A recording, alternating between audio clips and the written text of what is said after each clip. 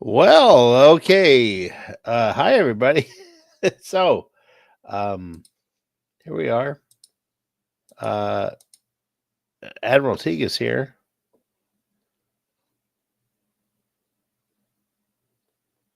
I don't see you though, there, Teague. Don't see you, and I'm in a black hole. There we go. Okay, yeah, why don't we do that? Um, where are you, dude? Okay, I'm gonna invite you here. Maybe I didn't.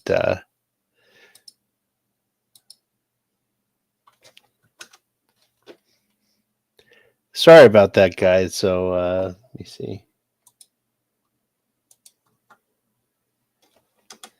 There we go.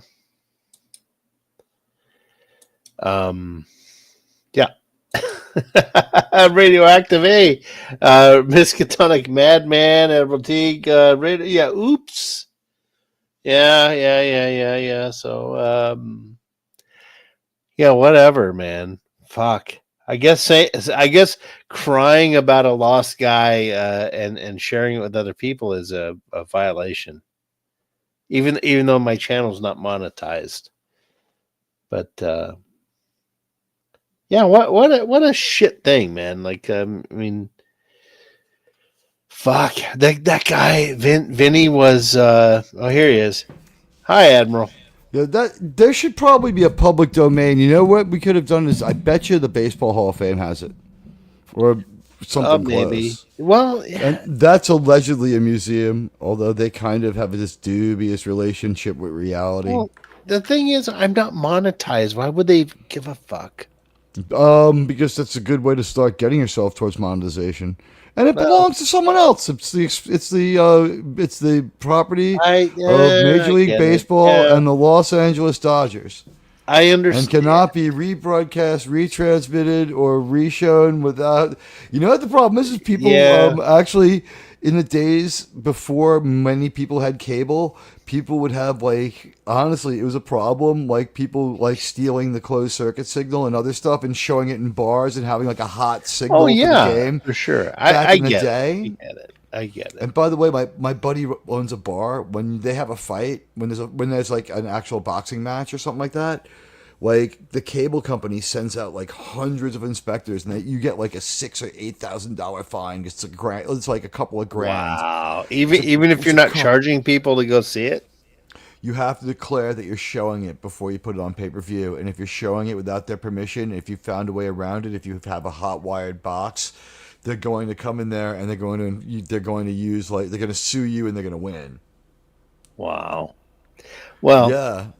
anyway, for those who are listening, I did not intend to make any money or profit off of the sharing of Vince Scully's You're last not fucking illegal. game, which was emotional for me, and I was crying. So there you go.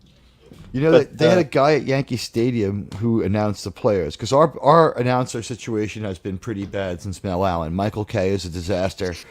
mhm.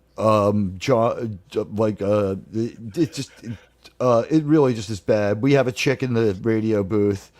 It's just John so, Sterling is so a so there's two disaster. teams. LA and New York have lady baseball announcers who Female have never played. broadcasters. Many Well, there's no female broadcaster in the booth, and I That's think fine. The ground level is fine. Let them get wet over. Like, oh, let look. them get wet. No, I'm telling you. Okay, Dodger Stadium. You know Kike Hernandez is. You've Yeah. heard of him? He was a Dodger, and then he wasn't a Dodger. Now he's a Dodger again at the end of his career. My God, we went to a game He once, and was there the was one a they talked to before the game tonight. yeah, and there was some girl from Fox Sports or something talking to Dave Roberts about like the team, and she kept hounding him like, "What about Kike? What about Kike? What about Kike?" Like, It's the oh only my God, person she knew because about. he was a young guy, he was a young stud on the team. One time we're out in right field, and right field in Dodger Stadium is great because it's all you can eat. It's like $50 for the ticket, but you can eat as many hot dogs, cokes, popcorn, pretzels, nachos as you want. You just go down and shove your face full of food. And there was like my wife and I were watching the game, hoping to get a home run ball, and there's this lady about 5 rows away from us, like with the whole Puerto Rican thing with a blue eyeshadow, and she's like way overweight and trying to look 20 years younger than she is. And she's like Kike Hernandez is in right field, and she keeps going, "Ay Kike, ay Kike, ay cabrón." Like, oh, she's just doing all this Spanish, One practically of my having an neighbors is orgasm. that lady, yeah. Oh yeah, she's practically having an orgasm. Blue eyeshadow. She probably smokes 3 packs of Camels a day, right? And I swear to God, okay, I'm gonna turn on my camera here. So we're in right field, right? Let me do solo layout. So here's Kike. Okay, here's Kike. He's looking at home plate. The lady's behind me, right? The whole game, she's like, "I Kike, I," like just trying to sound as sexy as she can. Eventually, like the 5th inning rolls around, and Kike is like this. He looks, and then he just slowly turned around. He never looked around again because this woman was wretched. But like you could tell he was curious, like who's like hot on me, dude. Like so yeah, this is a done deal. I might as well say. Oh yeah. He's like he had to look. He had to, but he's just like he did it so sly, like he was like looking toward home plate, but he just like kind of turned like this. and like once he saw her, he never turned around again. Showing those superior reflexes and superior like skills to the rest of us. Oh, dude, but, and also the judgment not to go like. Could you imagine if you found out that after the game, it's like, could you imagine if like 10 minutes later, like guys in the clubhouse like to go and just like whisk her away? It's like had no taste whatsoever. Yeah, that was what it literally. That's what like it was. Tiger Woods. Yeah. It's like my wife and me saw it, and like a few people around was like, "Oh, he's checking, he's looking, he's like, nah." So this woman had to been like 50 years old, like, but the way he just suddenly just went, it was goddamn, it was funny. The Yankees have a female freaking broadcaster, and it's like, what's her name? Susan. I forget her name, Susan something. But like the thing is, remember the movie Private Parts with Howard Stern and that impossible radio station that he worked at? Oh yeah, wait, hold on. Buddy Hepburn says the A's have someone in the booth and she's not good. Susan Waldman, that's the woman. What? Why? Okay, why? Listen to this one. Susan Waldman ended up being the reporter for the Yankees like this. She remember the impossible radio station from Private Parts with pig vomit and all the problems that they were having, and like I've forgotten about it by now. It was like the crazy. It was like they end up in New York, and New York wasn't ready for them, and then whoever like they put pig vomit on him to make sure that Howard Stern wouldn't get out of hand and all this other stuff. It was crazy like that. Like. It was that radio station got bought and became WFAN, which was the biggest talk radio station on the East Coast. It was the first ever sports talk radio, all sports talk radio. Okay. And she was like going, like they let go of people like slowly as they changed over, and she fought her firing, and she won an affirmative action suit against WFAN, and she had been, get this, the opera critic. So, because she was mandated to have a show and mandated to have a job, they put her on the super late overnights.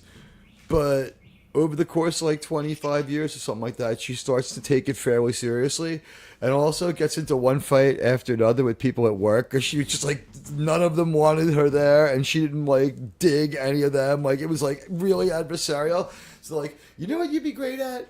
Covering the Yankee games far away from work, where you could still have a job but not have to be here and be at work. And that's how we got her as the Yankee announcer. I'm serious. She's a DEI announcer Oh man, there we go. I changed the layout here. from the 90s. Yeah, look at this. We got our own open bar. Yeah, would this be a bar you'd like to hang out in? Like, I can would you just hang out in smell this bar. the pipe and cigar smoke and I the bourbon?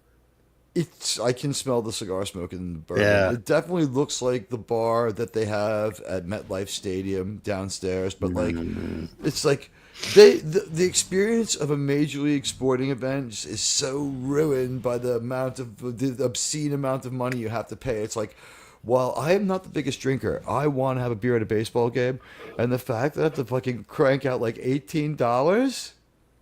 Well, see, that's why you got to come down here. You know what? Here's the thing.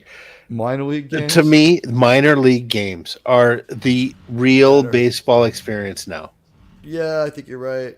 It is I think because told I you went to that the game. waiting list for the minor league teams in New York is 10 to 12 years. Yeah, like we went a couple of weeks ago, and what a fabulous time. Like in between innings, it was all the organ music you'd expect to hear. I had a chili dog. I had a beer. I mean, I got out of there. My wife and I, we were 5 rows up from the dugout. Spring training is very much like that. Oh yeah, yeah. I've been to spring training. But the minor league experience, you got the fan interaction throughout the game. You got the awesome sound effects and the organ music and the 50-50 raffles, and the hot dogs are good and the food's unique. And like one of the times, like some guy hit a foul ball in the stands, and like a whole bunch of kids went after the ball, and they played the sound from Finding Nemo with all the seagulls. Mine, mine, mine, mine, mine, mine, mine, mine. And it was so funny.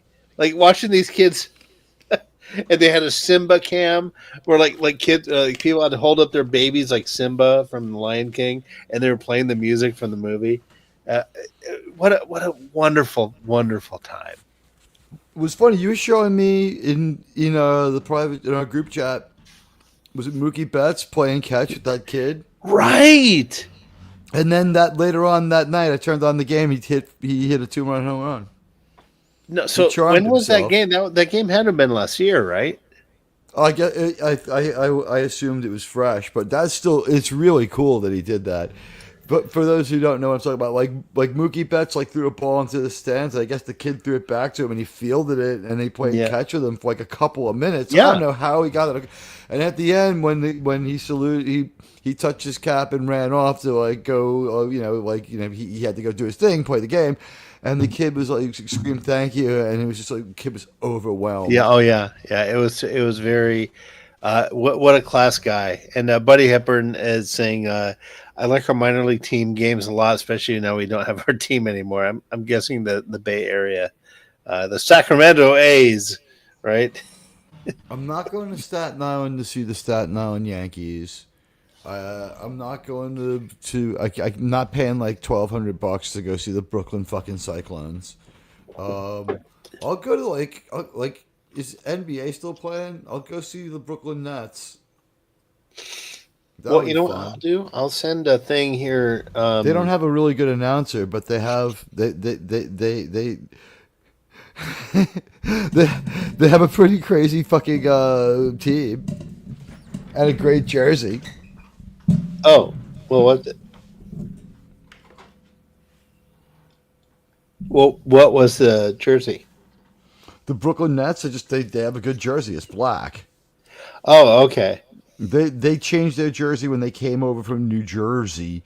That team has traveled 3 times without leaving the area. They were the Long Island, then New Jersey, then Brooklyn Nets. They're the only thing in that facility now. Man. Hey, where's Wes Cagle? Like, why isn't Wes Cagle here? Wes Cagle, like all of us, sometimes occasionally sleeps.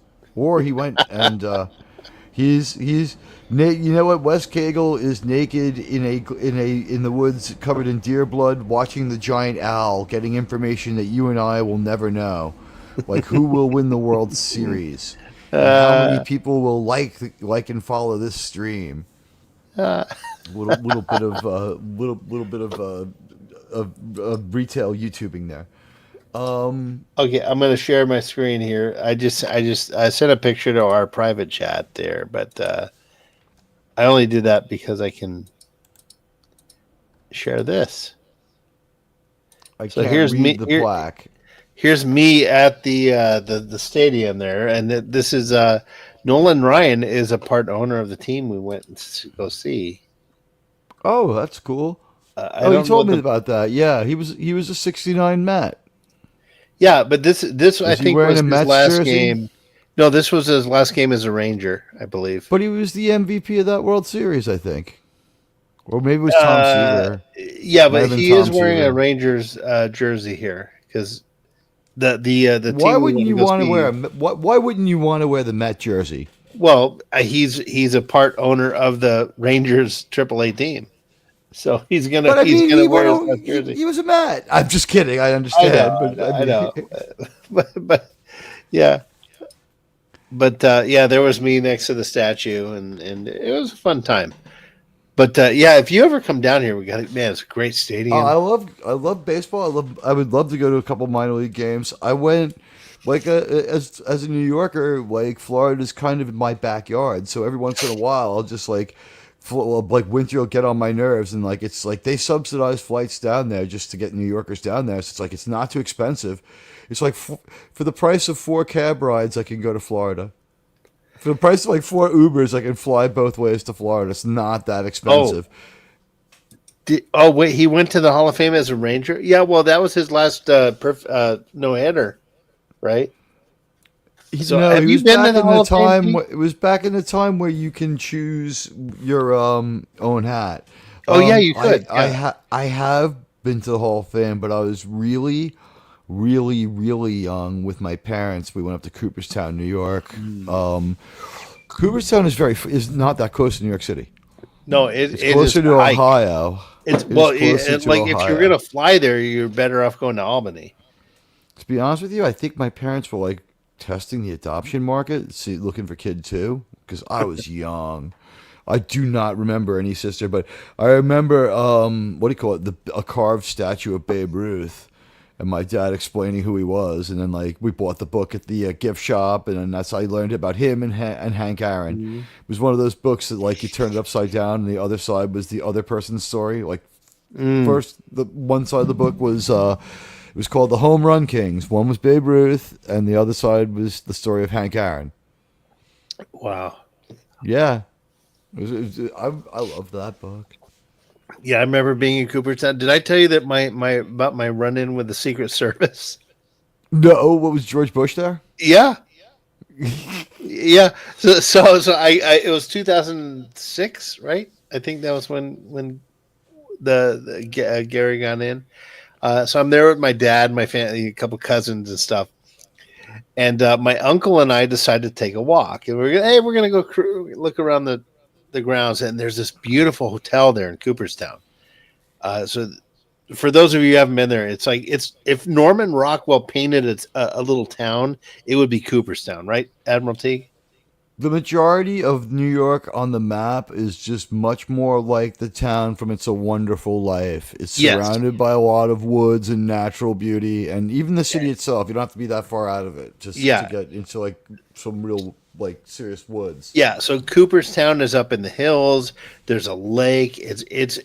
Norman Rockwell painted a little town, right, and all the houses, and it's all Americana everywhere. It's beautiful. So my uncle and I were waiting for the ceremony thing to start, and we're like, oh, we're gonna walk around there's a little hotel there where the inductees stay and all the VIPs and stuff are there. So we're walking around, and all of a sudden, like 7 black SUVs, pull up, And this big guy gets out and he goes, "Excuse me, Waiting for the guys." delivery on that. Yeah, it's like black. It's like, Yeah, these black SUVs come out. This big guy comes out in a suit. Looks like Tommy Lee Jones in Men in Black. "Excuse me, guys, just stand where you are." And we're like, "What's going on?" "Just stand where you are, please." And like this guy had this aura about him, like where it commanded obedience, like the way was he he wearing talked. sunglasses? Yeah, no, he wasn't. But you could see the thing in his ear, his suit. He was well built. The suit was tailored perfectly to like everything about this guy. Like just projected, you must obey me. He was very intimidating, but he wasn't scary. He was like, just please stay where you are. But he obviously was trained. Like these guys must be trained so well. And you're just like, yes, sir. I will obey you. Whatever you say, I will do whatever. Like you command respect. And so we're sitting there, and then the last SUV pulls up. 3 more SUVs pulls up behind it. So, and then out of the middle one comes George H.W. Bush, the senior. Oh, cool. And surrounded by him are 3 very fit Secret Service agents. It's like a dance, a coordinated dance. They surround him. They walk into the hotel, the building where he's going. They open the door for him. He walks in. They close around behind him in a semicircle, surround the door until it closes. It closes, then they go in one by one. It was absolute perfection, coordinated, impressive. I was in awe. And so this whole thing and George H.W. is passing 10 feet in front of us, right? Because like my uncle and I were just walking the grounds. And this guy stopped us. Yeah, this guy stopped us and made sure we were okay.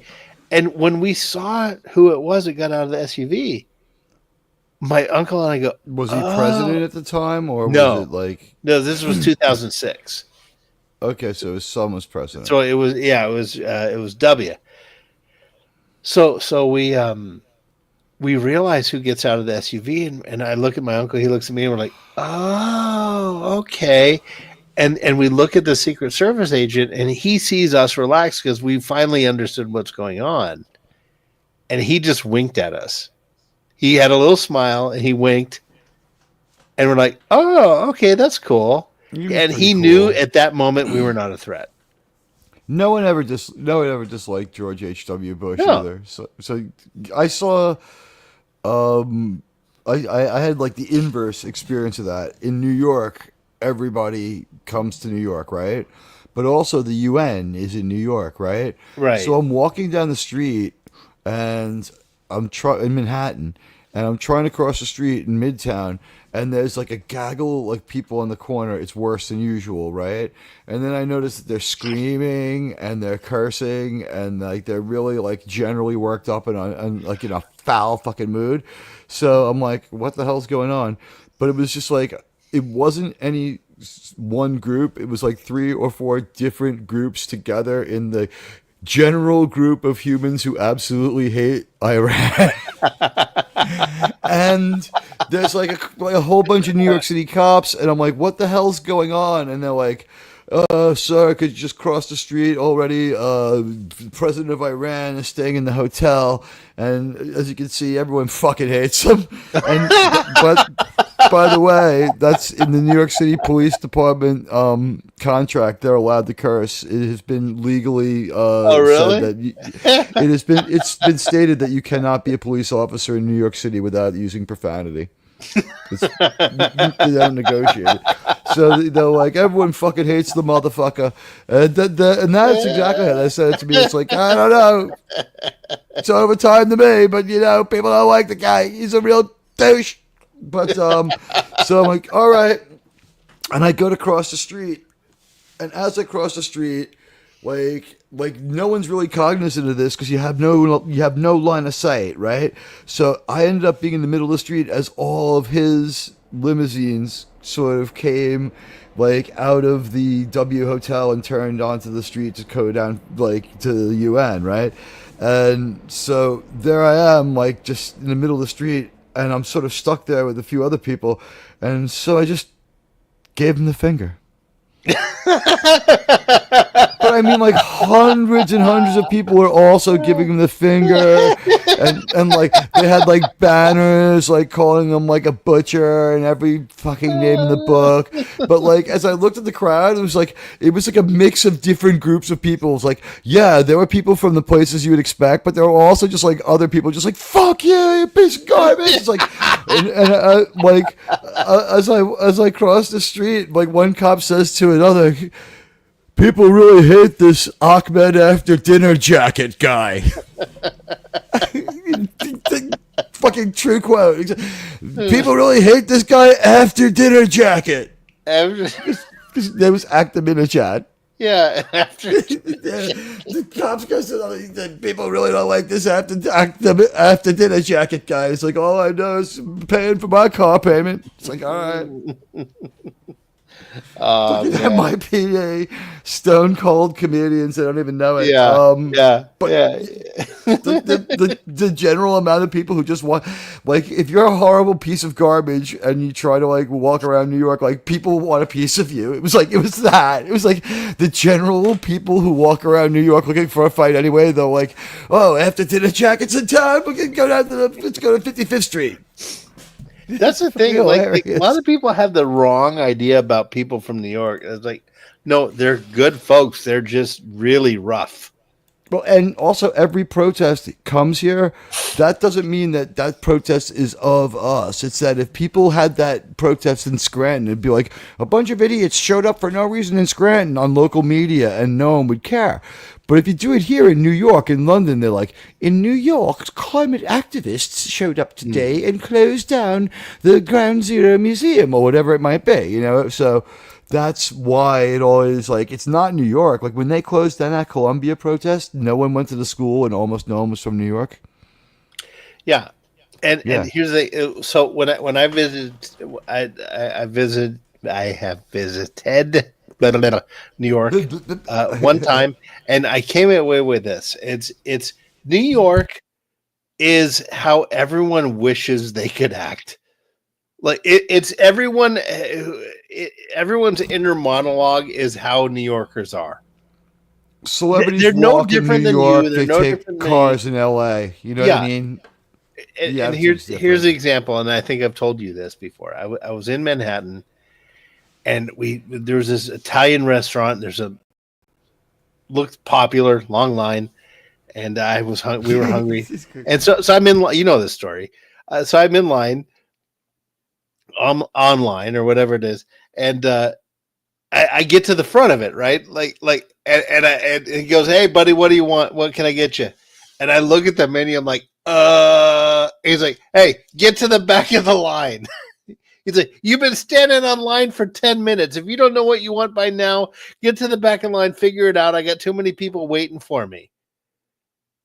Right? Like that was him. And I'm like, okay. Like that was my California, right? Yeah. So like this guy, he was being an ass to me, but he wasn't being an asshole to me. He was being kind to the 45 customers behind me. Right, because if you're late back from lunch in New York, your boss has a weapon in his desk. Yeah, he was like the needs of the many. Like it's like, no, you got 45 people behind you that know what you want. Don't sit here and look at the menu like a dumbass when you have 15 minutes to decide what you fucking wanted. But you made the best possible choice. But did you told him, like, make what you would make for yourself? I told him, I just said, "I'm sorry, just give me whatever the most popular thing is."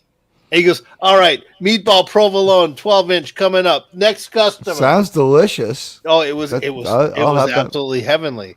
It was the fucking best sandwich I ever had. But when I told him, just give me whatever the most popular thing is, I redeemed myself. Like, he's like, "Okay, you're all right." but he taught me a lesson, though. You know, like at first I thought this guy's an ass. No, he was looking out for the people behind me.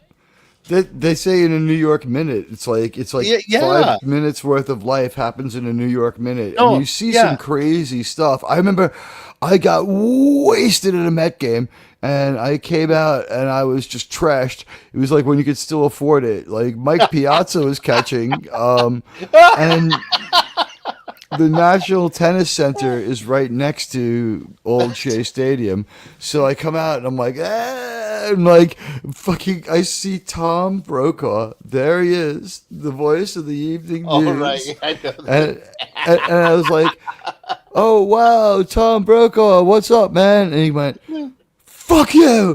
Don't you dare talk to me! How dare you speak to me? I'm Tom fucking Brokaw! You should know, right? And like his wife was just, she looked like she'd been through it a million times. And the thing that like really like, when I thought he was going to attack me was I started laughing. I was like, so now whenever I see him on the news, I'm like, this guy's a fucking lunatic. And I think of that Family Guy joke. It's like, yeah, this is even worse than that time I got caught in the alley with this bunch of mean Tom Brokaws. It's like, Oh, yeah, we're going to beat you with a stick. it's like a black leather jacket on. Yeah, Tom Brokaw is a mean motherfucker. He was like, and the thing was, like, this is how much of a hypocrite I am, right? I look at my friend and I go, who the fuck is drunk at this time of the afternoon? The point is, though, like the Met game was over. He's like rolling into fucking the tennis center, lit. My man was fucking wasted, man. He was stone cold wasted. Takes one to know one. Hey, look who's here. Hey, RTNZ, woo, your mama's so fat she outweighs the needs of the many. We had such a great time streaming with you. That was great. Yeah, we I did. think That was fun. about every 5 or 6 episodes, we could have people on, right? Oh, it was great. Yeah, it was. But I want to every oh, once yeah. in a while bring on one of the people from our community and do an episode. Like, it's Enterprise. This is like it's meant to be had fun with, you know. You know what's crazy? We're halfway through it. I know, and we have done everything we can to do anything but proceed forward with it. Like we're smoking this like the precious Star Trek crack that it is. No, but I mean, you really, know what? You know what though? It's good discipline because I am really anxious to get to TOS. Imagine how good we'll be at reviewing by You know then. what? That's why this was really the best. And imagine how big the watch parties will be by then. Well, that's Now what I was the thinking. It's like I 1923 wish is over. 1923 would have lasted maybe another 8 weeks. But the amount of people getting piled on to the channel. But I don't know if there's Star Trek people to be had from from the Yellowstone world, from the Well, Taylor no, Sheridan subs. but there's people But that didn't like Enterprise that were from the original show that might be interested in what we're doing.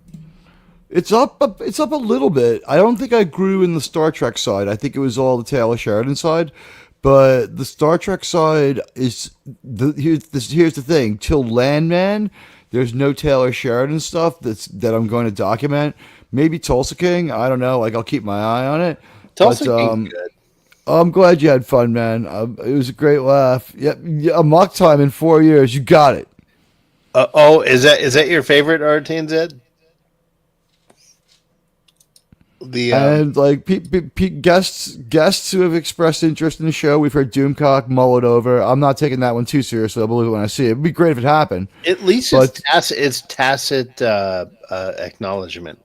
But I think we have a real shot at Mexican Iron Man because he's spoken to the show with affection like twice.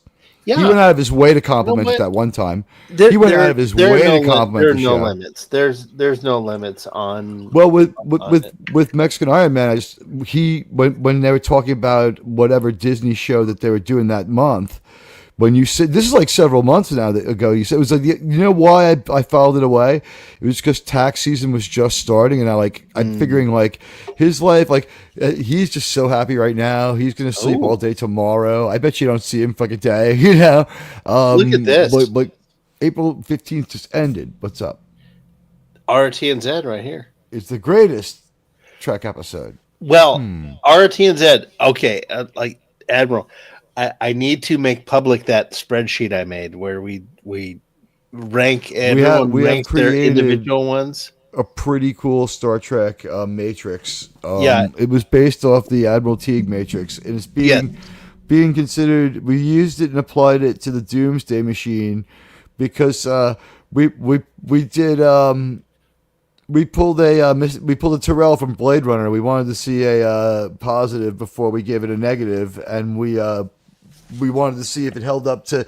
If the Matrix was good, then the Doomsday Machine would come out to an A plus, and it did. Did it? Oh no, yeah, absolutely no. So here's the cool thing. Here's the thing: it's a solid A with a. No one went below A. I think Germ had a solid A because it was such an important episode, but he was like the lone non-A. I don't think he didn't call it a B or a B plus. He was like, it's still an A. So my purpose of the spreadsheet I made, there's like 10 or 11 criteria in there where you have to rate these episodes, and the purpose behind it is for you to come up with your personal top 10. What is the number 1? What is the number 2? What is number 3? Like, we can all pretty much agree on the top 15, right?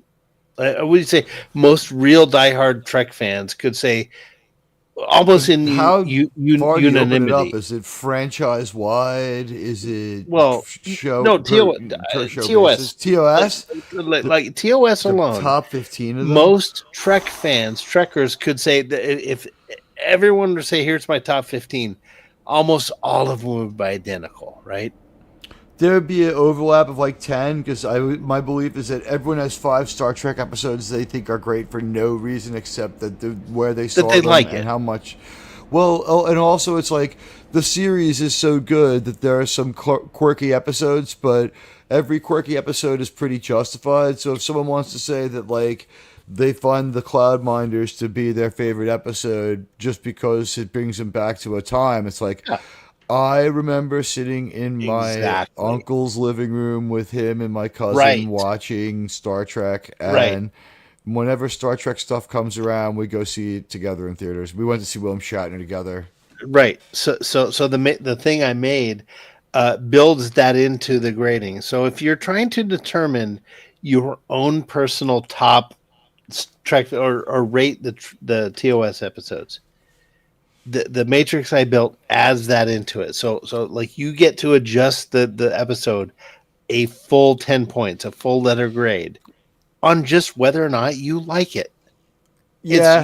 It's just your personal thing. The Cloudminders is one of your favorite because it's you were at your uncle's house and you hung out with your cousins and you watched it a dozen times and it holds a special place in your heart. It's an A to me, but I know it's not. Yeah, you give it a 10 and it will bump the score by a full letter grade. For someone else, it might be The Way to Eden. For someone else, it might be The Apple. And you know what? The Way to Eden also in that rarefied air.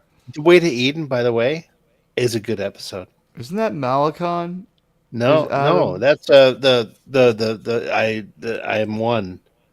The hippies. The hippies. Malakon was better. Malakon is the head of the space hippies. Oh, the guy. That's The Way to Eden. Oh, the actor. Oh, okay. Yeah, it was Malakon from Patterns of Force.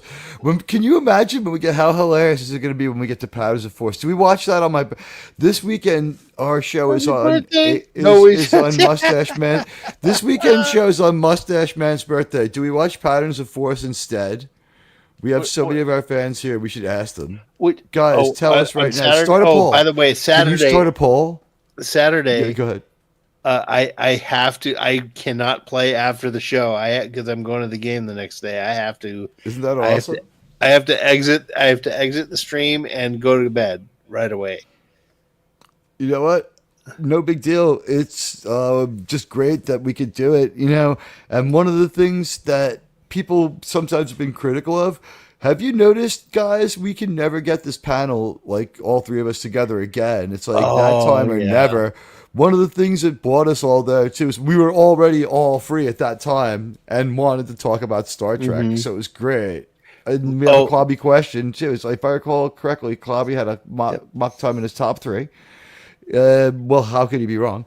If folks could only ever rewatch one TOS episode to learn and understand Star Trek, it's either Amok Time, Balance of Terror, or the Doomsday Machine. 110% agree. The Balance of Terror only has one problem. It's not the problem with the episode. It's actually a Star Trek thing, is that the Romulans swap traits with the Klingons between TOS and TNG. In Yes. TOS, the Klingons are the ones who are dishonorable and duplicitous and petty and conquering, and the Romulans are sort of gallant and in another time. Well, they're the I could have Romans. called you They're just like friend. real jerky Romans.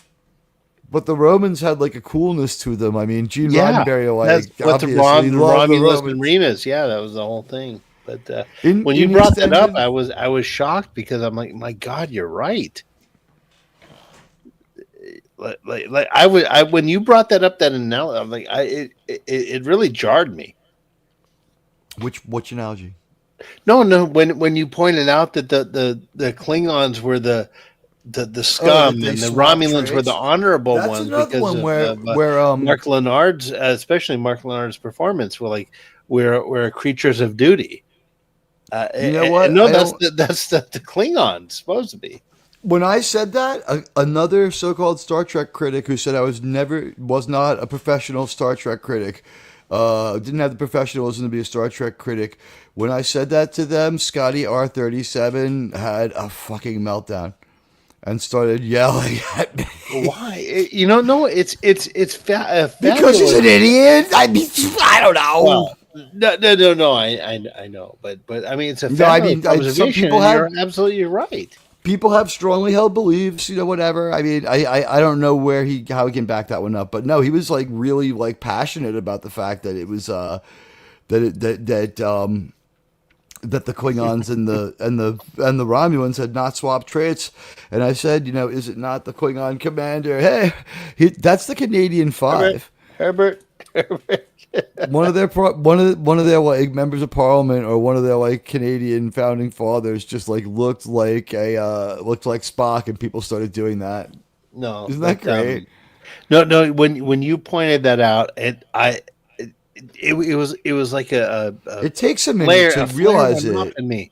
Yeah, no, it was just a little while ago. You pointed that out, and I'm like, he's There's a, absolutely right. there's one episode where we have somewhat honorable Klingons, but we've developed a personal relationship with them. Day of the Dove. Yeah, we rescued them at our own expense while they were You're still in right. their right minds and stuff like that. Yeah, and they were a little honorable and all that, but yeah, you're They right. were a little bit So different Mark than the rest of Lenard the in Klingons we Balance see. of Terror, When we see really. Baltar, he's a real dick. The one in the Organian treaties is like, kill 200 of them, right? Like Baltar is a total asshole when we see him. Oh, Baldar. No, but even he was like he had respected Kirk though. At least he did In have a Errand sense of of honor Mercy, he about him. respected the Federation people, but he was wiping Yeah. out villagers left and right. He thought he was killing the Organians. Well, yeah, but he didn't assign that attribute to the Federation though. Well, I think the deal was he could wipe out Organians with no fear of retribution, but a couple of Federation officers, let alone get rid of them, they might have information, and he's going to have some fun doing Bond villain stuff to them. Yeah. And I think doesn't he threaten to torture him? He's like, there are And ways for us to I get would this hate to information, turn your Captain. mind into a vegetable. Yes. He was very Yes. Dr. Evil. Like it's a vegetable. Well, you know what? Like, we think about this, like, all these people, like, sci-fi's been around. These guys who did it grew up with sci-fi. Yeah. But they had seen, like, the sci-fi of their era was, like, Lost in Space. Ends up being a generation behind because of how Star Trek changes things. What is it? Star Trek or the They're on at Forbidden the same Planet? time, yeah. Forbidden Well, no, Planet. Forbidden Planet's before both. Yeah, but It's- Forbidden Planet really laid the Star Trek groundwork. It's exactly like Star Trek in several parts. It's directly analogous to stuff in Star Trek in several parts where we wouldn't have to look very hard. There's something similar to beaming up. because they have to go into like a stasis field when they go to like light speed, which is like a lot like warp speed. Oh yeah. They have like phaser like uniforms. They have a Starfleet like mandate. Their ship is a little bit previous generation of sci-fi. Their look is a little more tactile and functional, and the movie works because of that. Their droid is pure comedy, man. Like 50 gallons of bourbon. Could you build us that, Sean? Could you build me one of those? I would love A to. droid could do I'd that. have to do 100 Now because I making would 50 consume the other gallons of 50. bourbon. If we were in the plane crash from Lost, like while everyone was still dealing, Sean would be like looking around and just picking up those small airport bottles and be like, okay, a few of these survive. It's like the first few days after the crash, it'd be like, well, it's like Sean's the only one who's calm on the whole island. He's like, look, man, we just have to take this in stride. If we all pull together, we'll figure out an origin tale for this island, and we'll bring a satisfactory closure to the show. I'm sure it'll be fine. I would be like, can someone figure out how to make this shit? By day four, I'd be like, "What happened to Sean?" It's like he had lashed together some pieces of the emergency escape raft and just left the island, saying he'd take his chance at sea rather than let J.J. Abrams decide his fate. It's like shows up in like some other show.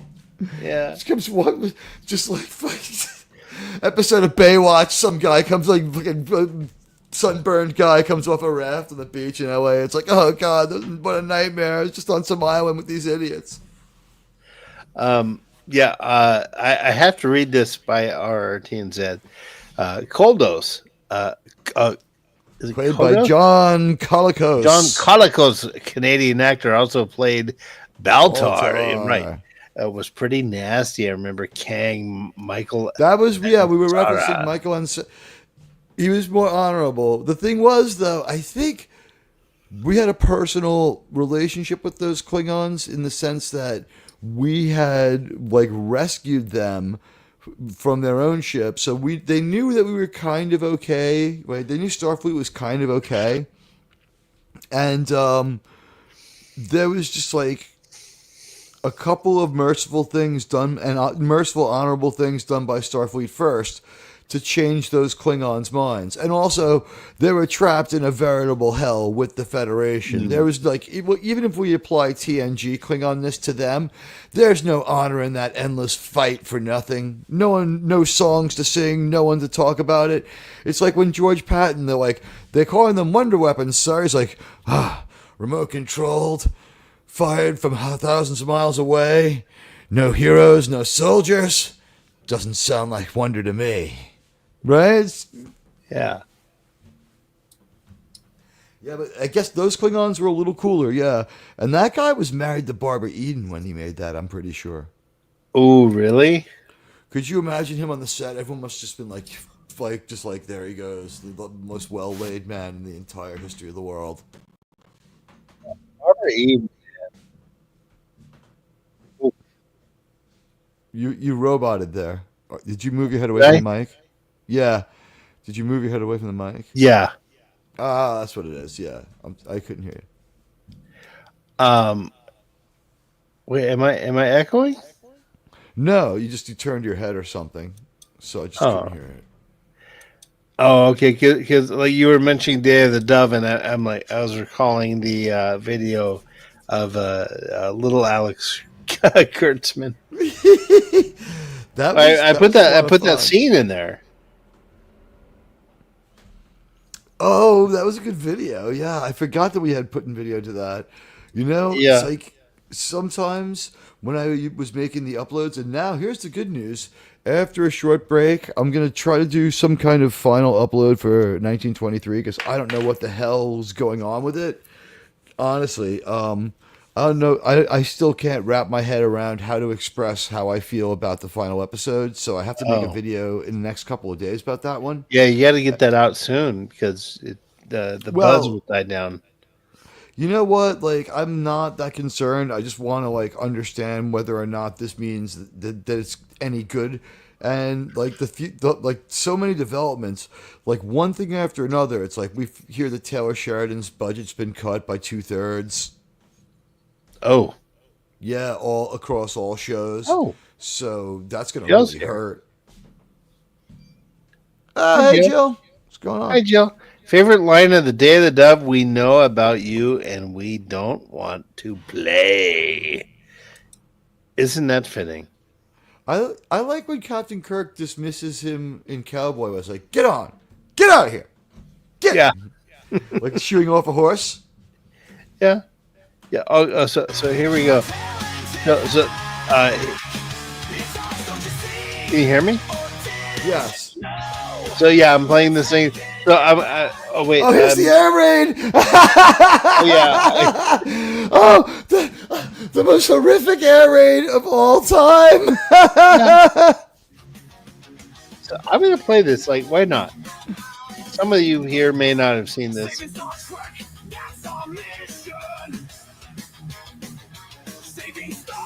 There's Cyrano Jones and the fire.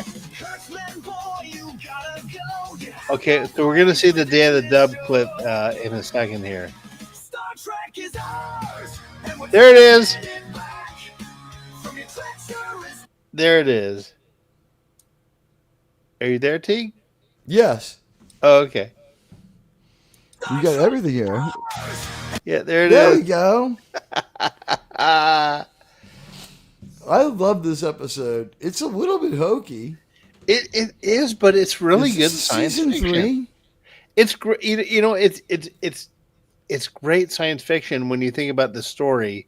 But is That it there's an season? entity It's that season feeds 3, off right? negative emotions, and two normally warring factions have to come together to work things out and stop it.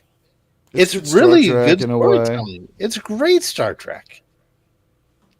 It really is.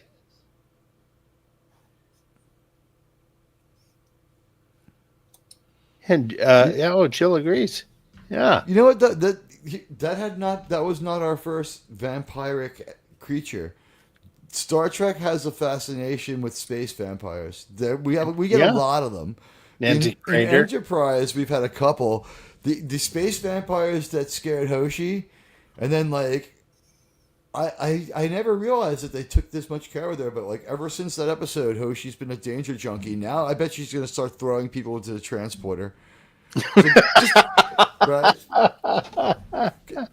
The pattern with Hoshi is she fucks it up once and she's terrified. Then the next time she's like, I'm fucking gung ho. I'm fucking Hoshi.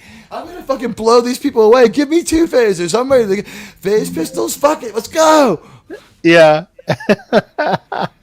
She was so badass in the last episode when she thought that those people were sabotaging the Enterprise engine. Oh yeah. I'm sorry. Should we call it the NX? The engines of the NX. It's not really the Enterprise. Oh. I'm trying to find the I mean, the it is clip. and it isn't. I don't know. I guess it's worthy of the name Enterprise. That show had so many good stories. Yeah. It had problems too. What's this? Welcome Oh, there you go. Oh, to Living Star Trek, a show talking I about know one of my her. favorite shows, Enterprise. I am Lynn Park. I play Hoshi Sato and also Empress Sato. So enjoy this show. I love that it's finding a whole new life on the streaming services. And you better hit that like button, or Empress Sato will not be happy. That's mean- right. I mean, she could make a storm happen, and she could really make your life hard. Anyways, enjoy the show, hit that like button, and thank you for being a fan of Enterprise. What a cool thing. She was really a good sport about it, and Yeah, I couldn't yeah. have loved it more. It's my most valuable Star Trek collectible. Thank you for that. Oh yeah, no, that was for the show. My gosh. It's great. You know, what must she think of us? She's like, there's these weird people who Well- love she's like, she must be aware of the fact she's still an actress in Hollywood. She must be aware of the fact it's like the new Star Trek people are weird as hell. She's not messed up with them in the least. She's like, I might need money, but I'm not calling them. Yeah, our team did. All hail Empress Hoshi, Mistress of the Universe. She Yeah. couldn't have been nicer about this. No, very cool. This- Yeah, she like the text I sent her, like it was perfect. I'm like, can you mention Saving Star Trek? Can you mention the thing we're doing? Like I felt like a Great job. director. I felt like a director. Now She was you very got nice, to write for Hoshi. right? Like You- I got to you write for finally- yeah, in a Linda way. Park. And when I made the Unhinged song for Admiral Teague's channel of the Crazy Patton music, I got to work with Jerry Goldsmith because it's a legally distinct Yeah. song. Yeah, yeah. You know, I got the that is my favorite piece of Star Trek collectibles. I didn't know what to do while she's talking, so I just like put some of the other elements of the beginning of the show behind her for that. That's always fun. And you know what? I think like it's not that much money. I think I'm gonna get Garrick next. I Oh, think I that can would be so afford cool. Garrick. Oh, I I would love to. I would love to. But I help. want the Garrick one. Well, you know what? The Garrick one should be like, if I was still playing Garrick, like I'm, whoever I'm, whatever my Garrick's name is, and I really No. like I'm Shakespeare trained, but I do this. So I had this role though. I was happy to do it. So if I was Garrick from Deep Space Nine, I might say that Admiral Teague doesn't know anything about Star Trek. No, And no. he's kind of an here's, idiot. here's what I would ask him. I would say, can you? Like, I would explain to him. Here's the show that we're doing. We're bringing back, reviewing the old Trek. Can you give us a phrase that Garrick would say to I those? would want him to talk about like, this. This is my thought. Ready? Have him say that he's at Deep Space Nine. Right? Garrick is at Deep Space Nine, where Bird of Prey 5 has told him about Admiral Teague, and Admiral Teague is no Bird of Prey 5. Yeah, That would be what I would have something him like that. say. Yeah, Yeah. So yeah, that's what I was getting. Like give him something to say in character of Garrick. Like what would Garrick say about this? Like let him be creative. Like Disreputable. give him a Admiral little Teague. scenario and say, here, be creative with this, and like give us something. He's a subversive. He's a rebel. He's kind of an idiot. He's a ranty moron. Oh, and Max Redstone says, I once bought, he corrects himself later, I once bought an Andrew Robinson cameo for Clobby. It was Garrick doing a limerick. What?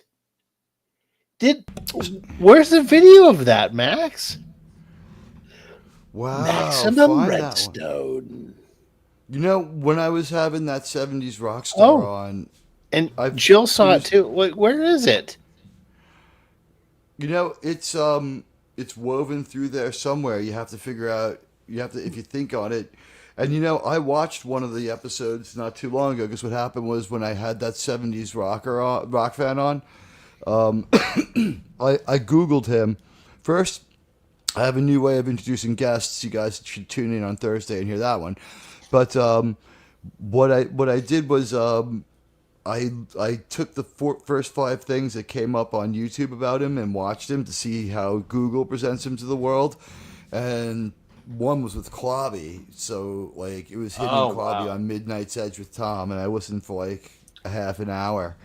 And then the other thing was before we had RRTNZ on, with everything that had happened and all the weird stuff going on, I was wondering when, because we're like right in the footprint of 1 year since the Clobby thing happened. Yeah. And I, for one, am no longer going to say it's too soon to say that we loved Clobby and he was a great keeper of the flame for Star Trek.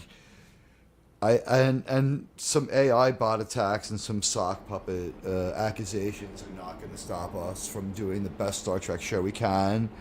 We're already free at Saturdays on midnight talking about Star Trek together. We're not going to stop just because some AI sock puppet says it. That was I've never saw you get mad. That really just that is a little bit insulting when it does it. When the sock puppet does that. Oh, me? I guess we should- when I got upset, yeah. Well, I mean, I was just talking taking about my Clobby's dad. name in vain. Yeah, that too. Well- it was well, the yeah, sock I mean- puppet attacks are pretty low in base. Yeah. By the time you reacted to one, we had been like insulted so many times. Well, you know, I mean, look, Because in the let's hope the StreamYards volley's room, over. you see Let's them. just hope it's over. Our wrenches do the best and get. Well, I have the best wrenches. Our show has the best wrenches. Oh, They have yeah. to go in there and fight Betty Hepburn. Has like a wrench in each hand, just like killing. There's like a. I Buddy want to Hepburn know like dual wielding. Yeah. how many other 2,400 member channels have 1,100 people in their fucking channel jail? Oh, wait, hold on, Max Redstone. If you send me an invite, I can play it for you. Play what? Okay. Play what? Redstone. I'm assuming the Clobby thing. Oh, he has the cameo. Do you have Max Redstone subspace frequency? I might. Let me look. I think I did talk to him But a Buddy couple of remembers times. that getting played. I don't think I've Yeah, ever I got seen it. that, you guys. You'll remember it. I kind of remember it. Now it's coming back to me. When I see you like this, it's all coming back to me now. Oh, I almost sent him the YouTube link by mistake because I'm in the YouTube room. Oh, Or I'm in the YouTube side of things. Yeah, well, if I comment from here, it comes out as Saving Star Trek. But if I comment on YouTube, it comes out as Admiral Teague. okay. While you do that, I'm going to play the video.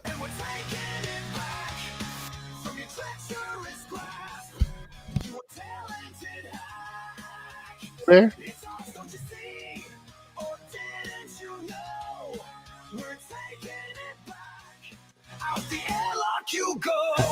How's the audio there, Teague? It's great. Oh, which, by the way, I had to put. It's StreamYardsified. But what are you gonna do? You had to put it. It's the air raid, right? From Yeah. It's so brutal. This is so. It's the most brutal air raid ever. It's just a little piece of it. It goes on too. That attack. Oh yeah. There's the Colonel Green. If I can ever get a shuttle pod from This is the. So guys, this is pause this for a minute, Sean. This is a big moment for our channel. First of all, it drove Putin's cat completely fucking insane. And what price concurrence? Like, Putin's cat just can't come back because he couldn't... this is from the episode Detained, where we have Dean Stockwell playing a near-human-like alien species that we have said many times should have been brought back because there's too much hostility and they meet too many randos that they have no beef with who want to like mix it up with the Enterprise. So bringing back Grak's species would have helped. Colonel Grak presides over this detention base. There are 200 Suliban at this facility and 70 guards. That's what we're told. So By the way- Trip. By the way, what is this explosion down here? I think the Enterprise is bombarding it from. T'Pol is getting in on this. That's T'Pol. I don't know, but look, T'Pol took out the ground to air disruptor. like here's the Colonel Green, right? And he's We- shooting this way. So you guys, just so you guys understand, they arm up a shuttle pod, and it's so much more dangerous than a runabout ever gets. It's the most dangerous thing we've ever seen. It's the closest thing to an X-wing we've ever seen in Star Trek. It takes 2 or 3 runs at this detention base, and like. This part was so brutal. Here we go. Like, this part was so brutal. The attack was so prolonged that it led me to change everyone's mind and lower this from an A and a B to a D and an F. And I was like, what the hell was that tactical meeting like off screen with T'Pol and Trip?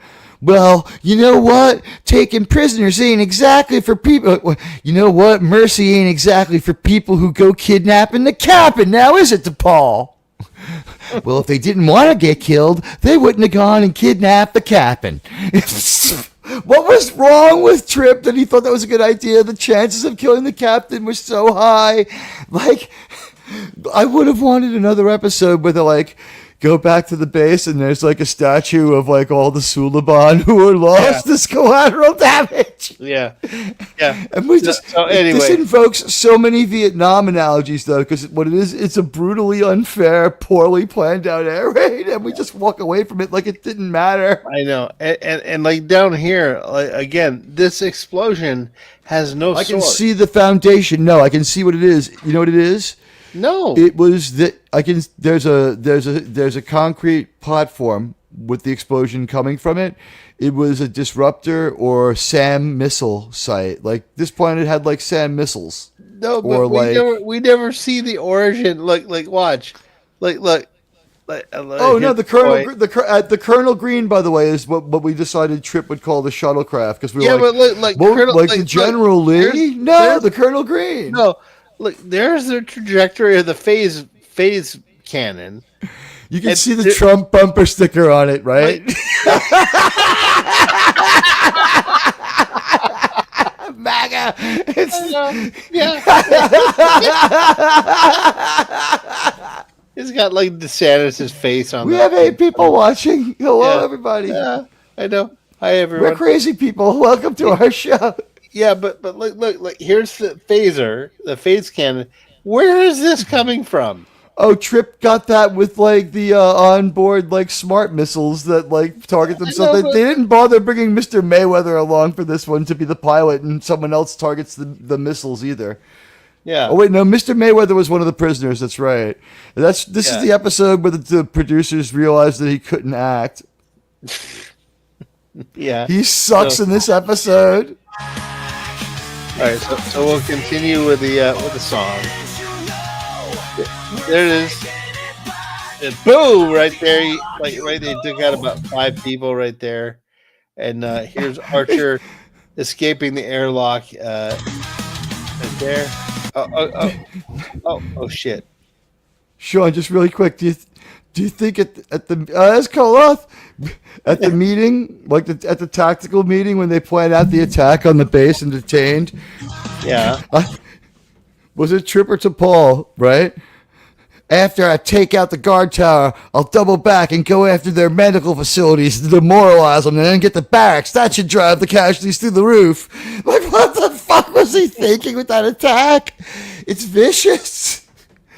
Yeah. And then when they hear about it later from the people in Desert Crossing, I'm like, most of that's actually, you're downplaying it. He's got that closer to the truth than you guys did. Yeah.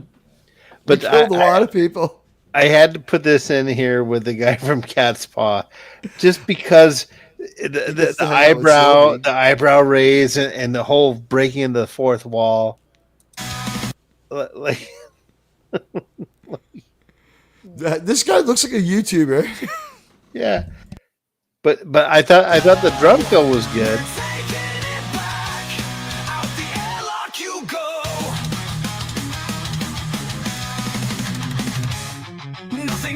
Yeah. Yeah, everything after 05 is even worse shit. When they blow out into space in that episode of Strange New Worlds, there's like no price to be paid for it. Space is just fine.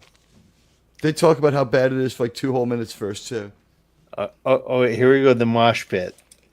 So this little part here, I found some guy did a compilation of every Kirk double drop kick, and I just downloaded it.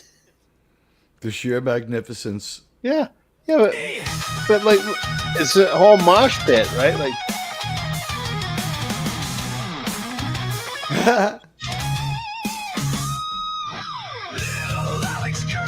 there you go. Like, right there, like, dude, how did that not send William Shatner to the hospital? Because that's not probably not. Is that Bill who did that one? No, that was him. That's not him, is it? Yeah, that. Oh, that's him. That might be him. Because William Shatner bounces, I guess. Look at that. Like how in his book he brags that he had like some gymnastic skills. I read his a couple of his books. Yeah. Like, make no mistake, William Shatner thinks he's a Renaissance man. He would have like demanded to do this. But like, how does that not like kill you? Like, He's like, only 5'8". Like that's Fancy. Shatner right there.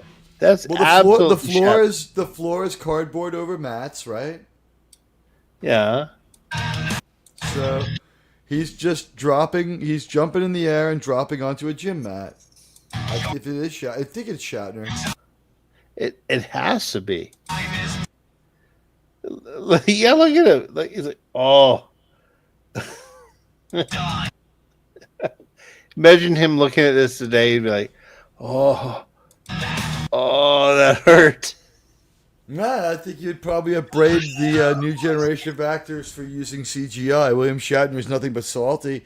He was starting to talk to Disney Sheepherder again today. Okay, let's play a game. Let's play Name the Episode. Star Trek Okay. 6. All right, so okay, what's this from? Star Trek 3. All right, what's that? Shadow of the Spectre of the Gun. Okay, what's that? Shore Leave? Yep. Finnegan. Arena? Nope. Oh, Games just Trek Scullion. Sorry. Yep. Yep. Okay, what's that? Spacey. That is definitely not William Shatner. No, or Ricardo Montalban. Omega Glory. Okay. I love this episode. All right. Gamesters again. All right. 2 in a row right there. Journey to Babel. Yep. Cloudminders. All right. Savage Curtain. Yes. Errand of Mercy. No, you got all the TOS 100%. Yes, absolutely. I don't have the applause button ready, but well I believe I done. did that. Yeah, wow, I passed by. I gosh darn it, I'm a good Star Trek man now. You know what? Maybe that would be a good feature when we get to TOS. We'll do a screenshot trivia. What episode is this from? I feel like I perfected. I feel like I got somewhere with The Price of Gas, the biggest movie and the biggest song of the week. Yeah. No, you got that, but like maybe like a screenshot, and like what that is your true Trek nerddom right there. I would do that. Yeah, I mean I you were also- 100% right there. Well, I mean, the TOS, I've watched all those episodes 13, 14, 15, 25, 100 times. What's this one called? Errand of Mercy, Errand of Mercy? right? With the Samaritan. Blackleads? Samaritan Snare. Is it? It's Samaritan Snare. Uh, Errand of Mercy is the Organians. It's 3 a.m. oh yeah. I don't know this one. We see him a lot. We see Galron a lot. All right, what's that? Oh, that's the beginning of Wrath of Khan. No, this one? No, wait, that's the end of Star Trek 6. No. Wait, 4. Okay, yeah. Okay. Yeah, they're going to the new Enterprise. What was it before it was the new Enterprise? I don't know. I think it was the Constitution. Really? I feel like it was this. I feel like that's somewhere in there. In the. All right, what's in the, this from? In the murmur. Is that from? Oh wait, okay, I'll let it play a Yesterday's little more. Enterprise? Yes. Yes. We're saving. Anytime you fire a few times, you have to figure that out. That episode has like 1/3 of all action from the whole series. Yeah. That whole episode is so action packed. Which, by the way, I have to toot my horn here. I on the editing, because when the guy comes in, we're saving Star Trek. That bird of prey explodes Bob Wolf would be proud. Now with that right here. Teague and his crew, we'll take you back to the good times that we all once knew. We're saving Star. right there. There you go. Perfect editing. We'll take you back to the good times that we all once knew. We're saving Star Trek each Saturday. All right, what's that from? Is that from Wrathcon or is that from Star Trek 6? 6, right? 6, yeah. Fine. And we'll still be. All right, what's that? That might be from yesterday's Enterprise again. Yeah, you are correct. Oh, wait, what was that? That's from Star Trek 3, right? Or is it from Amok Time? That's Could be from either Star one. Trek 3. They have this.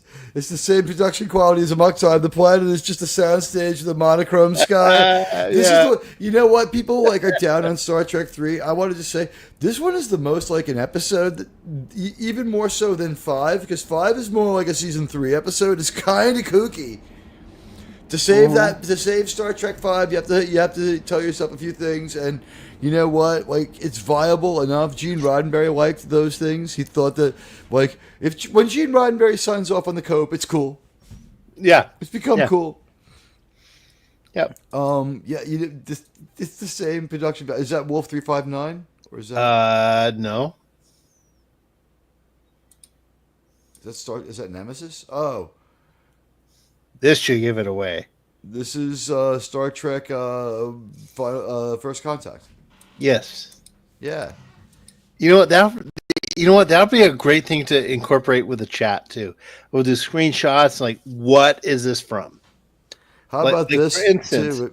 Like, for When we- instance, wait, hold on. This right here.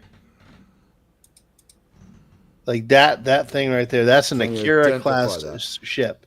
Look at the old style nacelles. Look, it's like a painting. Yeah. So if Wow, we were to it's do so the beautiful. screenshot, like what is this from? I guess there are some things about Star Trek First Contact that I do like this. Oh, I really like it. It's a great movie. It's a good act. I don't like him. Like, you broke your little ships. I hate that fucking Oh, sequence. yeah. But I you hate know, it's funny. this. Look, this poor ship right here. It gets consumed. Like Yeah, three yeah. ships Like get- one, like. Oh, good night. Is that the Falcon bottom left? Wait, where? The Falcon was bottom left at the 4 o'clock, flying out sideways. Right They there? say the special effects guys say they put the Falcon into the fight. Millennium Falcon. Yeah, they say Where? it's in the fight. I don't know, but is that it flying away at the 4 o'clock position from the center of the explosion? You see that bigger piece down of debris? Yeah, there? right there. That might be it. They say they put it in there. They speak of it right on the special edition. It's not very Starfleet looking. That's Yeah, why but I'm wondering. it looks like debris. It might already be debris. It might be Borg cube debris. Yeah, it doesn't move. It doesn't change. They're But really here's a proud of good themselves. shot, like this one right here. Like, what is? Oh, ooh, look at this. This is a neat ship. It looks like a Reliant, a Miranda class. It looks like a Reliant update. It Yeah. also has some. It has some of the DNA of the NX-01. Yeah, it did. Oh, yeah, you're right.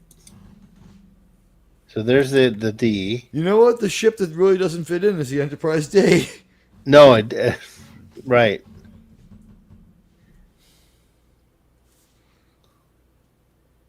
Okay, so yeah, like right there. Battle of Sector 001, or is it the Battle of First Contact? Well, this is First Contact, but Old Ben Burke says we're not worthy. Max Fredson, I'm writing songs for my old limericks while waiting backstage. Oh, Max Redstone's here. I'm so sorry. Oh yeah. Look, Admiral, his I didn't know avatar you is covered included by an his invite. comment. You asked me to. No, I'm so sorry, you guys. How Hi, Max. long were you there? It only took about 15 minutes. Oh, Ooh, Hello. yeah, that's bad. How That dare was like 12 minutes. I'm sorry. you keep Hikaru Sulu. Max, I'm sorry, dude. I didn't know. I apologize. okay. And now his face is covered by his comment, but his comment is his avatar, so it almost Yeah, works. there it is. Look, it's still just smaller. Hey, what's There up? you go. Hi, Max Redstone. Hello. Wait, so what's this other one that I have here? That is the Garrick cameo. That's Andrew Robinson's cameo that I got for Cloudy for his birthday that one time. Okay. So let me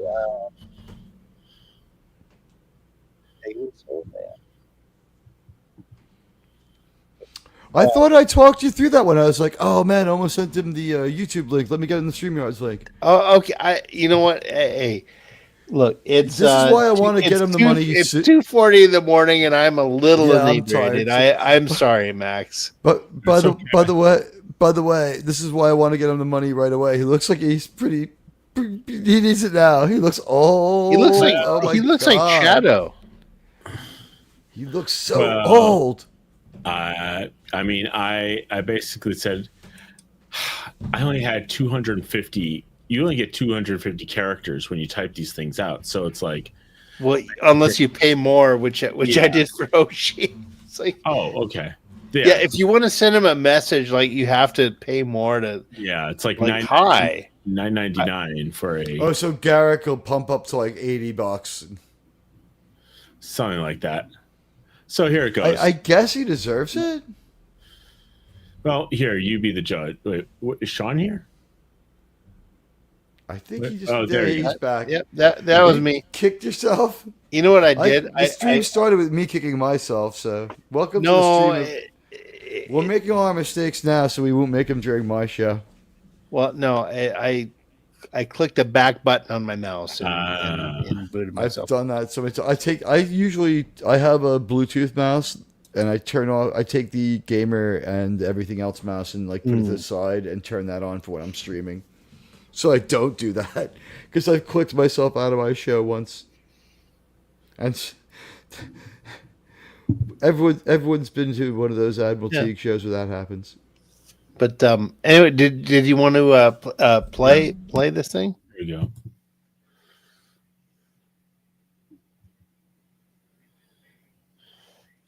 I don't hear him. You can't. You have both of you have different ways to control the volume. You know, you have volume too, Sean. Can you hear him? Well, I don't have You should volume. have volume on the. If you hover over the StreamYards, it doesn't bring it up. Huh. Like over the bottom of the bubble. Well, let me get it. Let me bring it up a different way then. I can control That should Max's have worked. audio. Hold That on. should have worked. I think you have you could control the audio on that in a similar way. Let's see. Okay, I upped Max's volume all the way, but the presentation I don't. Okay, let me present something. Oh, wait a second. I've got it. Video file on my drive, and here we go. Okay, hopefully this. I'm presenting the file, not the player this time. Oh, okay. This is a birthday limerick for clobbering times from Max Redstone. No. Just Garrick. Friends Romans Cardassians, lend me your ears. I'm a plain, simple tailor, and you should have no fears. You might think that Jadzia is fine, or that Cisco's divine. But I'm the interesting one to watch for the next several years. Happy birthday from Andy Robinson and obviously from Garrick. Oh, wow. Wow, that was something. I don't remember that, Max. Yeah, well, it was around his birthday. And yeah. Anyway. Wow. how true Artian's in it. That was cool. Miskatonic Madman, that was cool. And Jill, how true that turned out to be. But that was great, and he still can bring the speaking voice of Garrick. Yes. Yeah. Wow, makes me miss him. Speaking of which, did you guys see that shocking tweet from William Shatner where he says that they intentionally garbled his? Yes, I know. Yeah, I listened to it. I think it's true. Okay. I went back and I looked up an old YouTube post from 12 years ago, and it was just a TOS intro. And I listened to that, and then I listened to the current Prime stuff or on Paramount Plus. and it's there. There's an orchestra hit right when he says "man." Oh. It's very subtle, but if you listen to it, it's like where no man has gone. Like it claps right there. It's like they garbled it. The whole thing sounds weird and out of phase in a way that it's like, and like in my mind, I'm like, was this just so overly like calculated to be played through a regular TV speaker of the time that they screwed up and it couldn't be done right? And I'm like, it doesn't seem like the kind of thing that Star Trek people would fuck up. No. If you listen to it and when you know what to listen for, it's deliberate. Yeah, 100%. because the original William Shatner has documented it, Jill. He calls it modernism. Nowadays it's like, okay, it's like Adobe 5. Dolby 5 Adobe Dolby 5.1, Dolby 5.2, but it's like back then it was like mono. It's like it wasn't even stereo. Yeah, it is despicable, Jill. It is. I would play it if I could edit it together. I would, but I've already been slammed once tonight.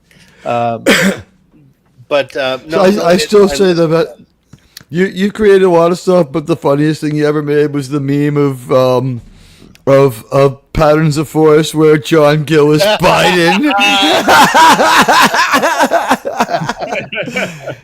Did you see if that? They did it, if they did the Joe Biden story starring William Shatner couldn't summon that level of distantness. Do you know what we're talking about? I have not seen that one because Sean Connery has already gotten one ding from Major League Baseball tonight. Man. No, I have it here somewhere. It's an episode of Star Trek that has an analogy to the HoloNet. I know. I mean, I know the episode. I just haven't seen Sean's meme.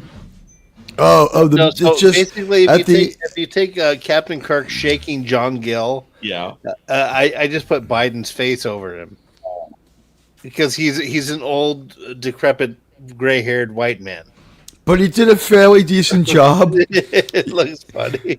He did a fairly decent job, and he got a picture of Biden where he's got like the crazy hair and the crazy eyes, like and it's Kirk like, "What's the matter with you, John?" I have it somewhere. Fucking hilarious. Gosh, it's like Fucking hilarious. what used to be to be a Democrat and get canceled was like the threshold was so low. Remember Howard Dean? Yeah. The guy got canceled for screaming. I don't. Oh yeah, like he was Back when the Green Party guy, wasn't he? No, he was a Democrat. He was Democrat. No, but who was the Green Party guy? That was Howard Dean. No, he was Democrat. He was gonna win that too. Well, Yeah, and he easily would have beaten George W. Bush. But he had that one sound clip that just ruined him. Yeah, the screaming. Yeah, but no. All it was a hot mic moment. Yep. Yeah. But it wasn't even like it was a bad. literal hot mic. Like the mic was too sensitive, and he wasn't cognizant of it. It's like that would never happen to an idiot like Kanye, who knows everything about the workings of a Shure SM58. Yeah. Well, no one had the prescience to turn down the game. Yeah, Jill's right. Like it was weird. Like he just yelled like a wrestler and lost the game. He's still in high school, but I was able to vote. Yeah. You know what was cool about like the last election was I was really, really just, I didn't know what to do, right? And when I went there, I decided, I'll make my mind up when I get into the booth. But when I got there, I found out that I had already voted twice, so I just went home.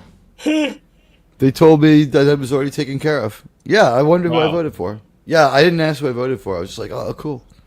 So load off my mind. You're typical middle of the road American voter there. The one thing that was weird about voting was like how you sign with the electronic stylus. Uh-huh. I was unfamiliar with how to do it. It was like it was different from the one at the drugstore. It was different from every other one you ever used. It was like disorienting and annoying.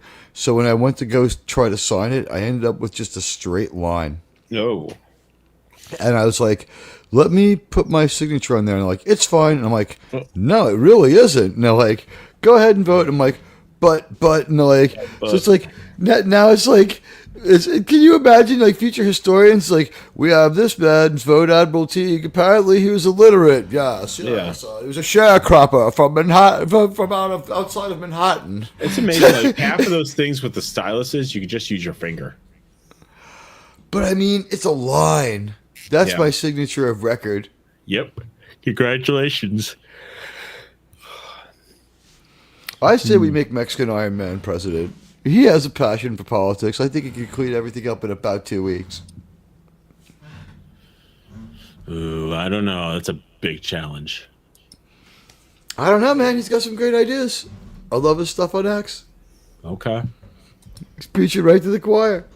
I'll tell you this. One thing that I'll never stop laughing at is when the rest of the country is shocked when the president says something in a really, like, what to everyone else seems to be an insane way. And I'm like, people like that, people have been talking like that around me all my life. This is pretty familiar to me. It's exactly how people tell it around here.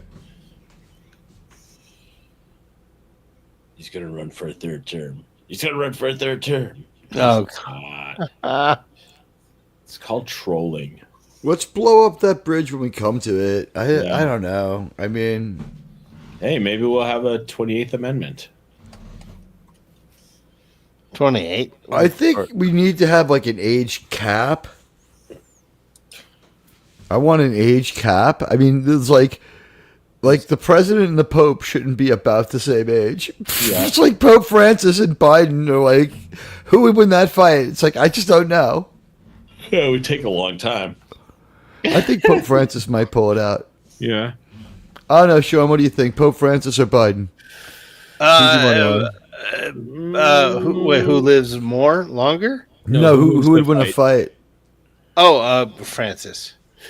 Yeah, if you think so. I don't know. I don't know. Raw, man. Like, I don't know about right now because he's still recovering from like that pneumonia. Yeah, he was really takes a sick. while.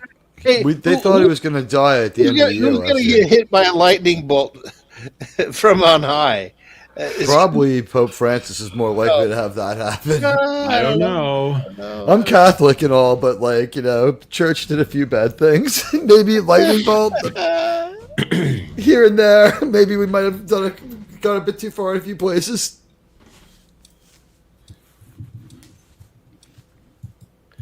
Anyway, I'm trying to find a comparison for the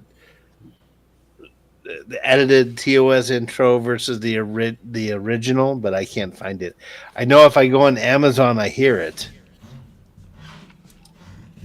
I still think that like when we get to the end of Enterprise, even though it's not one of the best episodes, I think we'll discuss the best episodes, but then I want to have another discussion where we discuss like the most impactful ones, and it's like it's gonna be Detained again because like we have never been the same since we reviewed Detained. so much channel lore was born in that episode. Space MAGA, so Trip's part of Space MAGA. He's just like, well, I'll just take my AR-15 and get the cap and back. Yeah, I agree with Old Man Bird. I'm more afraid of AI than politicians. Yep. There's a Philip K. Dick book where they combine it, where the replicant is the president, and it glitches on TV like Biden did. Yep. Okay, so here's the part of the original. Are we getting our second stream struck of the night? No. I'm doing like 2 seconds. To boldly go where no man has gone before. Okay, so you hear that? Like that was clear, Yeah, right? you can hear the no man. In the new ones on Paramount Plus. Oh, it's terrible. It sounds like garbage. Where like it's like where no man has gone. Like it's like there's a clap and like the orchestra hits. And there's hissing, and his voice is out of phase, and it's terrible the whole time. They want you to skip it. Yeah, but this. To boldly go where no man has gone before. William Shatner called him out today. There's no doubt what he's saying right there. No doubt. No.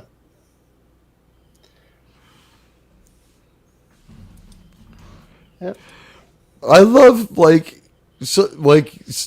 that you would think that the people for the next generation who are like 20, 30 years younger than the people from TOS would be cooler. But like the next generation cast, like every time we see them, we like some of them a little less. Like Marina. Yeah. Yeah. Well, like it took a long time for Riker to recover from a bunch of glib remarks that he made at the beginning of Star Trek Picard. Yeah. And I agree with Jill here. That no one should do more than 2 terms. If we're going to change it, let's change the Constitution. Yeah, we need an amendment. I don't want 3 Trumps. I want Trump and then more people I agree with. But no, I think Trump should be allowed to fight anybody who wants it. I think it should just come down to like Trump versus whoever with like switchblades. Why not? This way, like if he wins, he wins, right? I think he would take Vance. I think Trump he would just be like he starts circling around. He's got that big man physique. So Vance, he could just would come in and said, "I challenge you, T.R." Vance will just have his mother breathe on him and he'll pass out. Your reference, come on, like Friday's Child. Remember Friday's Child? Oh. Like I challenge you to your for the leadership of the tribe. The Klingons' words have no meaning, or the Klingons' words are unimportant. Words. Yeah. I just called the Klingon a liar. That was Vina. Yes, it was. And they chose to have her be pregnant. It's like I want to see that figure again. Why can't she be in a bikini all through this episode? That was my fault, guys. Well, if they made it nowadays, she would be. Sean, she went out with Gil McDougall, third baseman of the New York Yankees. Oh. Yeah. But being a Yankee. I don't think the 3-term thing. No. Do it legally. I think you should. I think we should just make an exception for him. No, I'd be okay with it. No, I don't because it's in the Constitution. Anything we want to see Constitution. happen, you got to remember, like the people you don't agree with will also do it. So no, I'd rather things be restricted. I like that. RTN said I like Dan Crenshaw. Eye Patch McCain. He is the fucking best. Yeah. No, I actually like Eye Patch McCain. Yeah. No. I don't. How old would he be? For the love of God. Yeah, they had kids. I don't know, but Troy had one, but before that, Riker and Troy have 2 kids, and one of them dies because of Picard. Well, no, but Troy had a kid that had a space baby. In the child. That's right. She had the space baby as well. But no, she had 2 babies. But she had 2 children with Riker, and one of them dies, and it's Picard's fault. Oh well. Did he apologize? He didn't really apologize because the Picard of the show Picard didn't own his own actions. He was a moral coward and a failure. Well, he was when he was still a human. Romulans enough. I mean. Oh, he was sorry to the space Palestinians or whatever you want to call them. Yeah. I'm sorry. I wish that you had some form of a military marshalling culture where you could have helped take charge of your own rescue instead of waiting on our charity for the hundreds of millions of years you've known your sun was going supernova for. After it expanded and took out the first 2 planets of your solar system, why didn't you leave? It was thousands of years ago. I'm I mean, glad I didn't watch that show. the Romulans just like so much more than the Bajorans swapped out for every minority everywhere. There were the space Jews and the space Palestinians at the same That's time. horrible. That's horrible. There's supposed to be The Brexit. There's supposed to be the space Romans. The Brexit analogy that they wanted to have that was in the space Hollywood. it was so ridiculous. It was like, what do you call it? They wanted to have a Brexit angle and have it be torn from the headlines, but like everything they do, it's really, really late. So Brexit had happened and it wasn't the end of the world. And this was like a sci-fi look at how Brexit would end the world. There's and one it's show like a solar system with 8 stars. We can't find it. I'm like, how many of them could there be? There's one show there's one franchise that does torn from the headlines, and that's Law and Order. But you have to understand who is on Star Trek Picard, who is one of your main stars? Raffi. What show does she start with? I don't know. You may have heard of the show. It's somewhat successful. It's called Unique Victims Division. Unique Victims Division? SVU, Special Victims Unit. Oh. Raffi's in the first 3 seasons of Law and Order SVU, the most successful TV show of all time, since season 25 now. So, if you've noticed, Star Trek is always a space murder mystery now, and a space whodunit, and so was Section 31. So that's where Raffi comes into this. This Star Trek stuff is just an escape pod for these terrible writers. They're trying to get out of the Star Trek business and into the crime writing business. That's why, and they did it in Star Wars as well. I think the Despot of Antrim said, like, he listed the last 15 Star Trek releases, and 14 of them were mysteries. Oh. Yeah, and like it's the same thing with Star Trek now. Well, it makes sense. I mean, the pool of people who belong to the Writers Guild is like shrunk by 40%. Well, I think it's more that they've destroyed Star Trek so badly that the only people that they can get to write it, and the only use to having it now, is to get the hell away from Star Trek. So how do you do that? You do an SVU episode as an episode of Star Trek. So that's what they're trying, and they show that they're idiots because in the episode of Picard where they're trying to be detectives, him and his Irish fucking girlfriend, the fuck is up with that? This Irish Romulan girlfriend, so offended. I was so fucking offended by this Irish Romulan, and him and his Irish Romulan girlfriend, they go to a place where 2 people have been killed, and he goes, well, there's nothing we can do. Now you say, like, Picard, you loser, like, it's like, this is like an easy Star Trek fix. It's like, I'll have a look at the security tapes. You know, it's like, let me have a look at those security videos. And it's just like, we have cameras. It's like, so she's like, he's like, well, there's nothing we can do with that. We'll never know what happened. And she's like, don't worry about it. We'll find out. And she pulls out like this thing, and he's like, what's that? And she's like, it's a Romulan DNA scanner. And he's like, those aren't possible. And she goes, oh, that's what we wanted you to think. By the way, if you mix Romulan and Irish DNA, I'm sure there's about a 95% chance of like alcoholism there. I needed a drink after this. What they said was they had a DNA scanner and it could use your DNA to reconstruct the last few seconds of your life. And I'm like, that's not how DNA works. No, that's how maybe RNA works. But the thing is, they flash this thing like this Blade Runner VK like light across the couch, and it replays the last few minutes of a couple of people's lives for them. How very Minority Report. But the thing is, like, you're trying to do a murder mystery, and that's your solving device. That's your sleuthing. We have a magic bullshit device. It's like, you're not going to get hired by SVU, guys. You know, you're not going to get hired by whatever. You're not going to write an episode of Blue Bloods ever. Just because you have the head of SAG from the West Coast is Raffi as well in your show, and you think it's Law and Order, and you're doing yet another detective story, and I'm so tired of hearing it. No. Anyway, guys, I need to end the stream here. I have got double duty work tomorrow. Do you want to hear a song before we go? Yeah. Hold on, Go let for me. It's called Dazed and Confused Live by Led Zeppelin. It's 40 minutes long. I'm just kidding. No, I wouldn't do that. It's I know you 1 wouldn't. minute and 48 seconds. So Is it by the Ramones? no, it's by Suno. Based on this is a song based on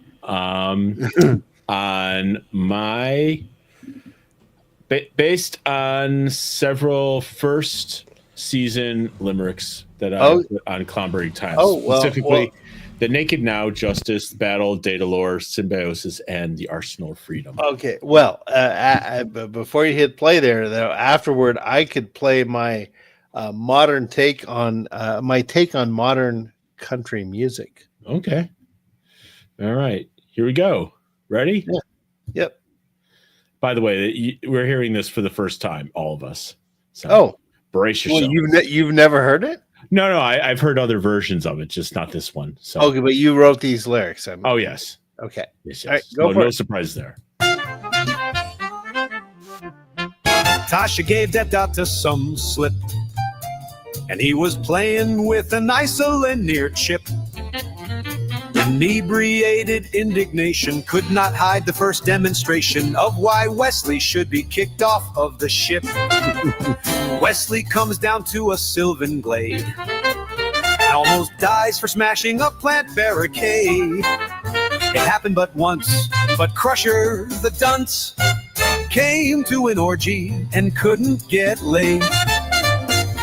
Revenge is not a Ferengi theme, so why did Diamond Boke scheme to avenge his son's killing? In Picard's head he went drilling, only to be thwarted by Riker's tractor beam.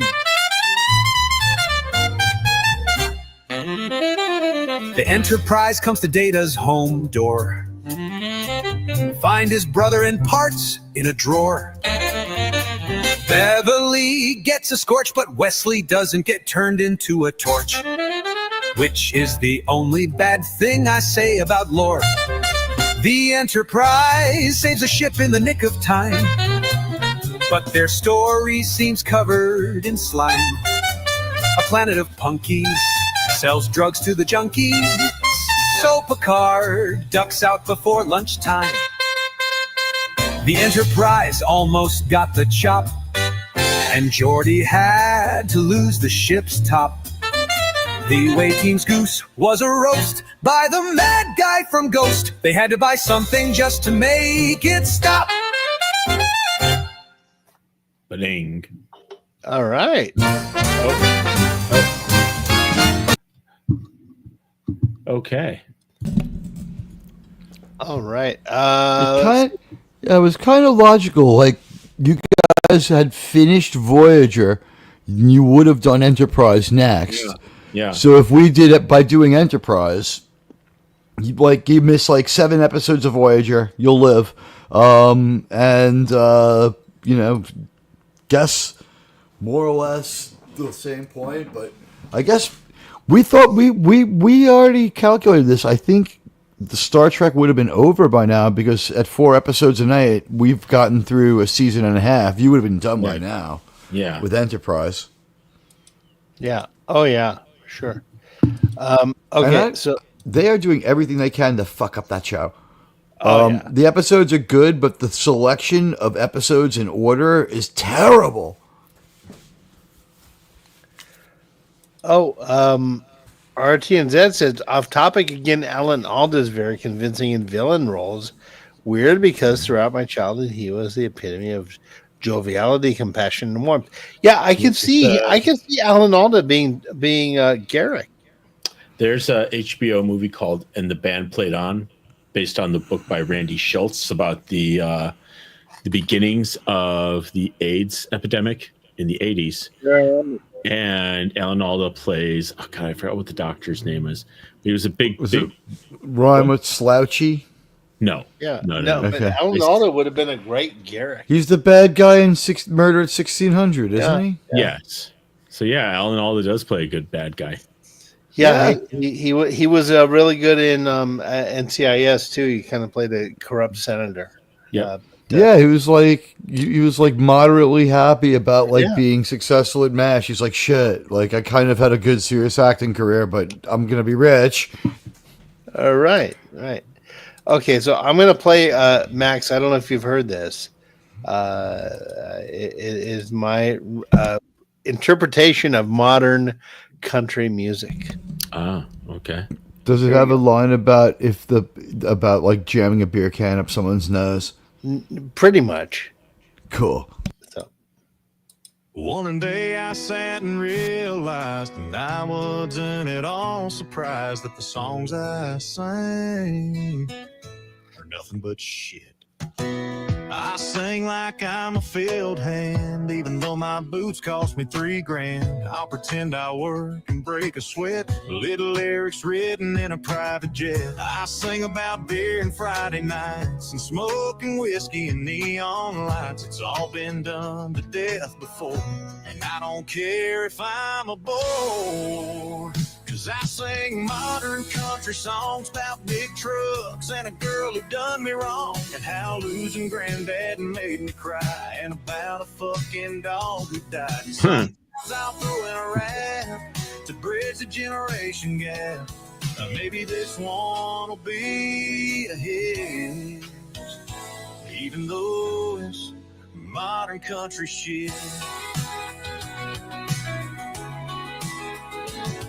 And city girls wearing cowboy hats will get turned on and take off their pants. They think I'm a regular country guy, but even they see through the lie. Songs about suffering, pain, and loss, all sung with fake-ass country draws. In 5 minutes, I can make a hit of modern country music shit. 'Cause I sing modern country songs about big trucks and a girl who done me wrong, and how losing granddad made me cry, and about a fucking dog who died. And sometimes I'll throw in a rap to bridge the generation gap. Maybe this one will be a hit, even though it's modern country shit.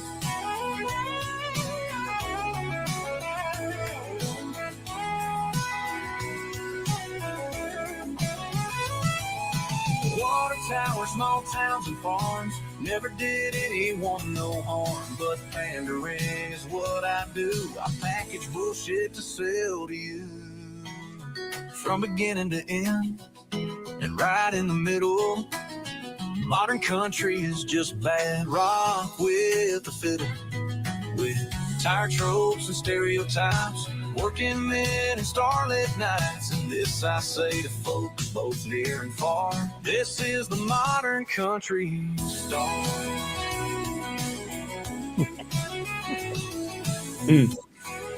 Yeah, that's my take. Suno's a really good vehicle. It needed a line about getting fired. I could add to it.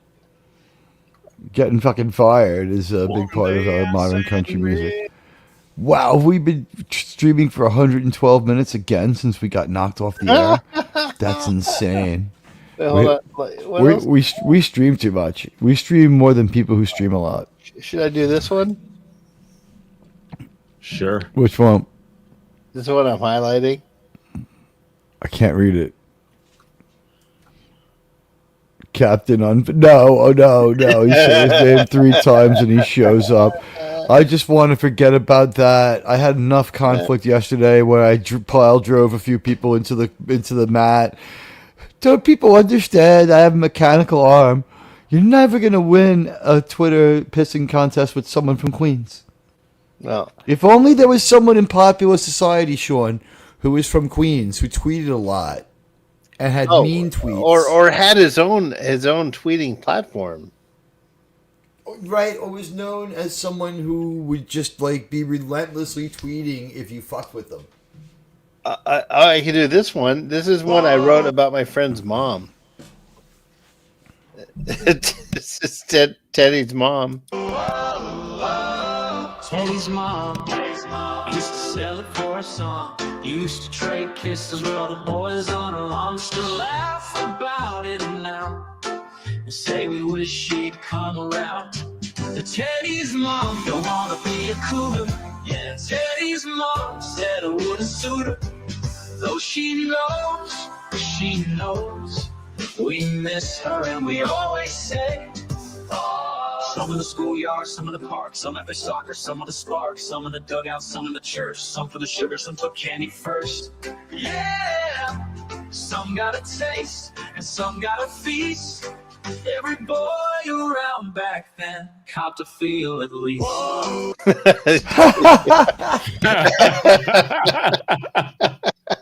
Poor Teddy.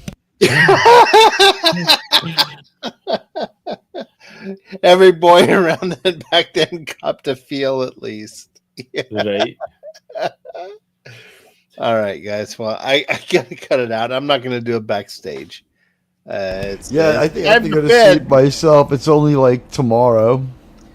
I know, because my coworker who she and I kind of double the duties. What we do, she's on vacation, so I got to cover for her. Yeah, it sucks. Well, hey, you know what though? Serves her right. She went to San Diego to visit her mom, and what happened? She got a 5.7 earthquake. Hey. Oh God. That wasn't even an earthquake. That was a temblor. Were you there? I'm here. I live here. You're in SD. I live in San Diego. How close to the epicenter were you? About 35 miles. Oh, okay. So it was downgraded, right? I heard 6.7, then it got down. Yeah, to it was not 6. 5.2. It was not 6. It was a 5. It's like I was in bed at the time, so okay. What time of the day was it? it was 10:08 in the morning. Oh, all right. Well, here's some lore. I was 2 miles away from the Northridge earthquake epicenter in '94. Wow. That was like the World Series earthquake. No, that's 88. No, that was 88. That was 88, and that was like yeah. 6.7. I lived through an 8.2. That sounds like it's worse. It was. My parents were in Las Vegas. I saw explosions on the horizon with gas stations. Wow. And my parents were in Vegas. They couldn't get home for 4 days. The entirety of the San Fernando Valley was in ruins. 1994. All right, so you weren't that young, but I was 20. 20. Yeah, so it was hard. I mean, especially being alone. Like my parents were out of town, and I was like, I had 2 dogs to take care of, 2 jobs to do, and take care of the house. Looting and all that shit was happening during that time. It was a bad time. Well, yeah, you had to get right out there and start looting right away, or you weren't going to. Yeah, you have to. Yeah. But that time in LA was real bad in the mid '90s. You don't be around. I think I had seen a couple of weeks of riots televised on TV. Call me crazy. Reginald Denny. Yeah. Oh God, I was so. You know, like me and all my friends had an agreement that after our midterms we would take acid and hang out. So I finished my last midterm and I dropped acid, right? And then I smoked a joint walking across the quad, and I walked into the commuter lounge to watch One Life to Live because Yasmin Bleeth used to be on that, and she was cute. And I walk in, and the acid is starting to really kick in, and I see the Reginald Denny incident. Oh my gosh.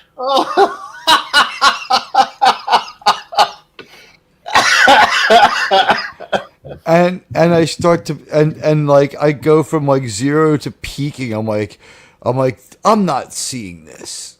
It's just not real. It's like, what the fuck? It's like, he just scored a touchdown in the last minute of the Super Bowl. Like he's like, yes. yeah. I was like, yeah, here comes that war we've been waiting for. No, I was just like, I scoffed at the reality of it. I'm like, I finally took the acid where I had the experience where everything was fake, and I'm like, wait a minute, there was that other time I took acid and we found out that Mike Tyson really did lose that fight. What if this is happening? And I was like looking around and like, I don't know how to explain this, but it's the State University of New York. It's like, it's the State University of New York. It was like mostly black. Wow.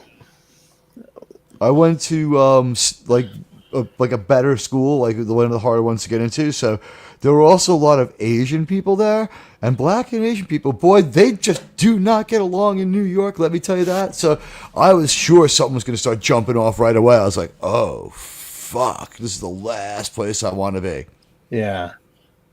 And I called my father and was like, it's nothing. No one's going to care here in New York. And I was like, you got to be kidding me. He's like, watch no one care. And he was right. No one did? There was nothing. No one cared here. No one cared here. Nope. He was All like, right. what? I was lucky on that one.